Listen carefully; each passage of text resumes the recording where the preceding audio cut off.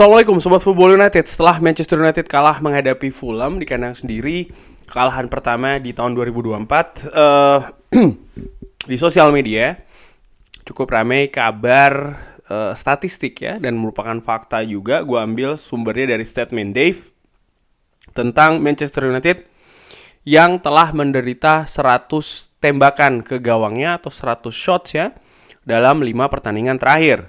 Rinciannya 16 shots menghadapi Wolves, ada 22 menghadapi West Ham, 23 menghadapi Aston Villa, 22 menghadapi Luton, dan 17 menghadapi Fulham.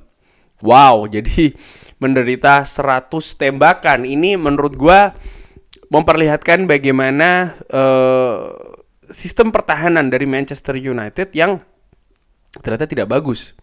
Bagaimana organisasi pertahanan yang ya tentu saja tidak bagus ya, karena dalam 5 pertandingan menderita 100 shots, rata-rata 20 per pertandingan. Shots ini mungkin ada sobat football United yang berpendapat ya ini berarti Andre Onana. Enggak, ini justru tembakan ke gawang Andre Onana yang ternyata ada 100. Ini menandakan ya menurut gue sih ya sistem pertahanan sekali lagi dari Manchester United. Dan sistem pertahanan ini tentu saja bukan hanya back, dalam hal ini 4 back ya, tapi juga gelandang bertahan. Lalu juga bagaimana sistem transisi, hal-hal demikian menurut gue dari menyerang ke bertahan tentu saja. Ini yang tidak bagus musim ini. Dan kalau dibandingkan dengan tim lain di Eropa di 5 liga besar untuk tahun 2023, ternyata Manchester United ini posisinya betul-betul tidak bagus juga kalau dibandingkan dengan tim lain. Itu grafiknya ya, dan Manchester United ini praktis di sekitarnya ada Augsburg, Gladbach, Villarreal, Hoffenheim, Lorient, ya tim-tim yang ya mungkin ada Chelsea di sana yang tentu saja musim ini juga sedang berjuang ya, yang mungkin agak sedikit dekat dengan Manchester United, tapi lainnya menurut gue tim-tim mediocre semua tuh yang di dekat Manchester United. Ini membuktikan dan juga memperlihatkan bagaimana sistem defensif dari Manchester United pun juga dalam level yang mediocre menurut gua. Nah, ada statistik lainnya. Ini merupakan deep entries dan juga opponent deep entries. Yang kuning itu adalah deep entries dan yang merah opponent deep entries. Bagaimana Manchester United musim ini lebih banyak oponen atau lawan yang masuk ke pertahanan Manchester United. Ini berbeda dengan musim lalu, bagaimana Manchester United tampil lebih dominan menyerang ke pertahanan lawan. Tapi musim ini Manchester United lebih banyak justru pertahanannya ini dimasuki oleh lawannya. Ini sesuatu yang menurut gua mengkhawatirkan. Bagaimana dengan build up? Manchester United jika dibandingkan ya, ketika Manchester United yang membangun build up itu warnanya kuning, dan ketika lawan yang melakukan build up itu warnanya merah atau merah muda. Musim ini Manchester United lebih banyak menderita lawan yang build up masuk ke pertahanan Manchester United. Uniknya, ini sama seperti penghujung 2 musim yang lalu di zamannya Ralf Rangnick ya. Manchester United ini ada kemunduran sampai dengan seperti itu. Sumbernya by the way gue ambil dari akun Mark Stats. Nah, kenapa kok bisa seperti itu? Apa yang salah dengan Manchester United? Kalau gue lihat, dan sering disebutkan ya kan, bagaimana memang Manchester United musim ini banyak pemain yang absen. Banyak pemain yang cedera, terutama untuk lini belakang Manchester United. Di mana untuk lini belakang Manchester United dalam 34 atau starting line up ya, termasuk juga lini belakang, 34 starting line up yang berbeda di 36 pertandingan. Bayangin, 36 pertandingan terakhir, 34 itu berbeda. Praktis berarti hanya ada 2 pertandingan yang sama. Lainnya selalu berbeda nih, 34 different starting line up. Jadi 34 starting line up yang berbeda-beda selama 36 pertandingan terakhir. Di mana ada 23 perbedaan dari pemain belakang. 4 pemain belakang. 23 perbedaan, bayangkan. Ini menurut gue terlalu besar angkanya. Dan 13 kombinasi pemain depan, yang ada 13 ya kombinasi pemain depan. Dan menurut gue ini juga angka yang lumayan gede. Kalau kita tarik ke belakang terkait dengan tadi ya, shots yang diderita 100, maka ini ada besar kaitannya dengan lini pertahanan Manchester United, di mana, gue ulangi lagi ya, 23 kali tuh dalam 36 pertandingan Manchester United berubah-ubah komposisinya. Kenapa bisa seperti itu? Ya karena memang banyak yang absen. Dan kalau gue bandingkan, ini ada statistik yang gue ambil lagi yang memperlihatkan bagaimana Manchester United itu yang kuning itu ya, PI itu pemain yang bermain, kurang lebih angkanya itu ada 30. Jadi sering berganti-ganti. Ini sama dengan tim-tim yang memang saat ini juga mungkin menghuni papan bawah ataupun juga menderita banyak pemain yang cedera seperti Newcastle, papan bawah seperti Sheffield United, Burnley. Mereka juga, Chelsea pun juga demikian. Banyak menderita pemain yang absen. Liverpool ya juga seperti itu. Sementara tim-tim seperti Luton, West Ham, Wolves, Manchester City, Fulham, Everton dan Arsenal tidak begitu banyak. Mungkin ada yang mengatakan ya tapi Liverpool juga ada di sana, pemainnya juga banyak yang cedera. Ya gue sepakat. Tapi yang membedakan adalah kalau menurut gue ya, bagaimana memang filosofi sistem sepak bola yang ditanam oleh Jurgen Klopp selama bermusim-musim di Liverpool ini sudah sedemikian dalam, sudah sedemikian menancap. Sehingga ketika ada pemain cedera seperti ini dan juga seperti kayak musim lalu ataupun juga kalau nggak salah 4 musim yang lalu ya, di mana mereka terancam tidak bisa lolos ke Liga Champions, gue masih ingat.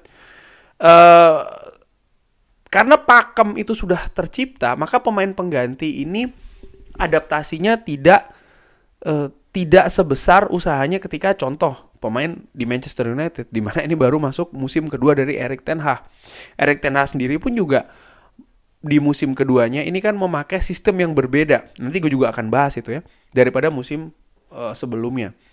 Dan kalau gue bandingkan angka pemain yang dimainkan ya, ini berbeda jauh dengan musim lalu, di mana musim lalu angka Manchester United itu 26. Artinya tidak sebanyak musim ini pemain yang diganti-ganti. Jelas alasannya adalah karena cedera itu tadi. Dan musim lalu ini Manchester United sama kayak Brentford by the way musim lalu kan juga bagus ya. Lalu West Ham pun juga demikian dan Manchester City. Jadi situasinya ada di kondisi seperti itu.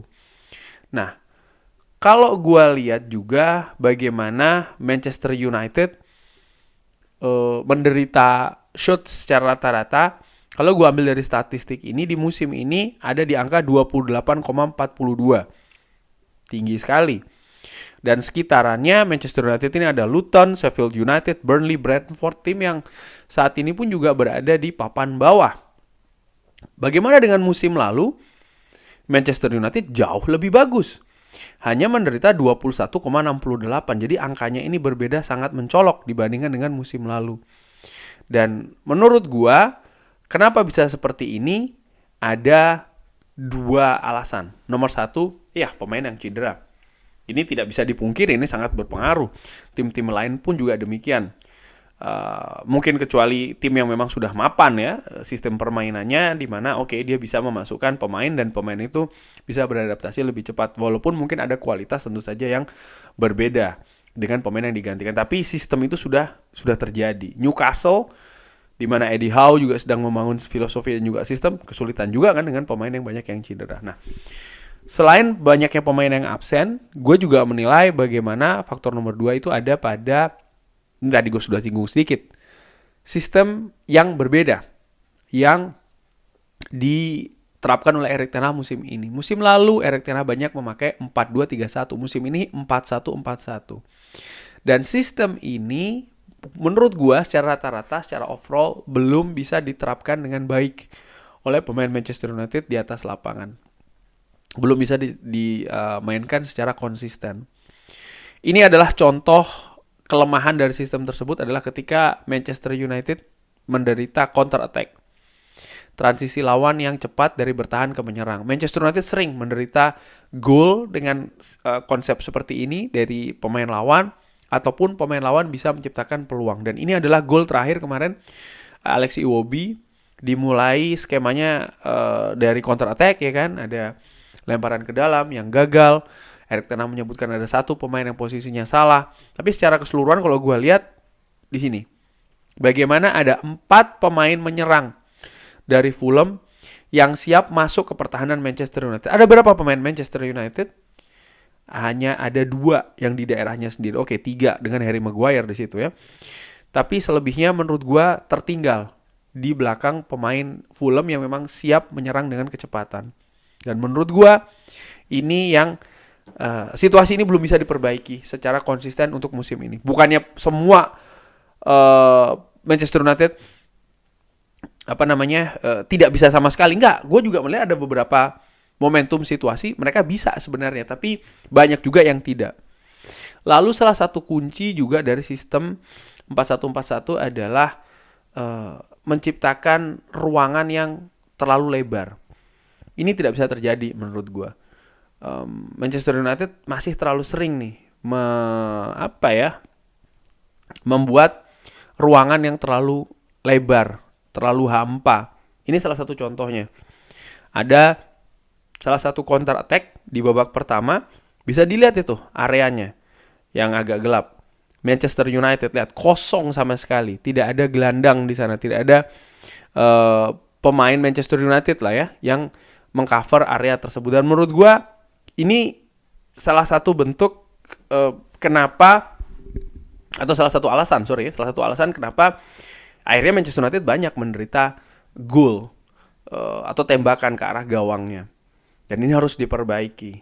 Sayangnya hal ini harus diperbaiki dengan musim yang berjalan. Ditambah faktor nomor 1 yang gue sebutkan, pemain banyak yang cedera. Sehingga ya situasi sulit sih bagi Manchester United, terutama bagi tim kepelatihan Erik ten Hag. Hal yang tidak sama. Yang gue lihat sebenarnya sistem 4-1-4-1 ini bahkan dari pre-season sudah terlihat belum bisa diimplementasikan dengan baik oleh pemain Manchester United. Bahkan di pertandingan pertama menghadapi Wolves jelas ya, mereka mengancam dengan serangan balik yang cepat, dan di situ membuat gue khawatir gitu. Kalau Wolves bisa melakukan hal ini, ada beberapa tim yang bisa melakukannya dengan lebih baik daripada Wolves, dan ini akan mengancam kan Manchester United ketika menghadapi Fulham. Ya mereka akhirnya kebobolan dengan skema tersebut. Ketika menghadapi Wolves di Mourinho, ketika Manchester United menang dramatis, gol dari Wolves kan juga dari counter attack. Banyak menurut gue Manchester United nih menderita kebobolan ataupun pemain lawan bisa menciptakan peluang dari skema serangan balik yang cepat, dan gue menilai ini masih belum bisa disolusikan secara konsisten oleh Erik ten Hag untuk lini pertahanan Manchester United. Ya ini hal yang tidak bagus, 100 shots di 5 pertandingan terakhir.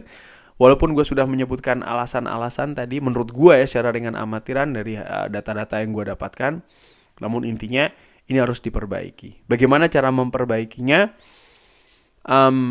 Salah satu hal adalah, yang sekali lagi menurut gue secara ringan amatiran, ya mereka tidak bisa hanya mengandalkan satu posisi gelandang breaker saja, terutama ketika mereka menyerang. Manchester United harus bisa, atau tim ya, Manchester United harus bisa menaruh juga orang-orang yang aware, yang fokus, dan bisa bergerak dengan cepat, terutama ketika Manchester United ini kehilangan bola.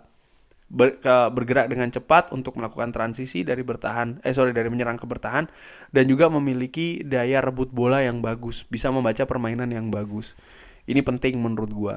Kalau ini tidak bisa dilakukan, ya gue tidak mengecap sistem 4-1-4-1 ini salah, enggak, karena konsepnya ketika Manchester United menyerang bahkan di inverted ya kan, jadi 2-1-5 ya kan, lebih banyak pemain lah di daerah pertahanan lawan. Tujuannya kan supaya bisa mendominasi permainan ketika Manchester United ini menyerang dengan menempatkan lebih banyak pemain. Cuman ada resiko di sana. Nah, ini resiko ini yang menurut gue harus diperkecil, peluang Manchester United kebobolan ataupun lawan bisa menciptakan peluang dari skema-skema serangan balik yang sangat sering sekali diderita oleh Manchester United musim ini.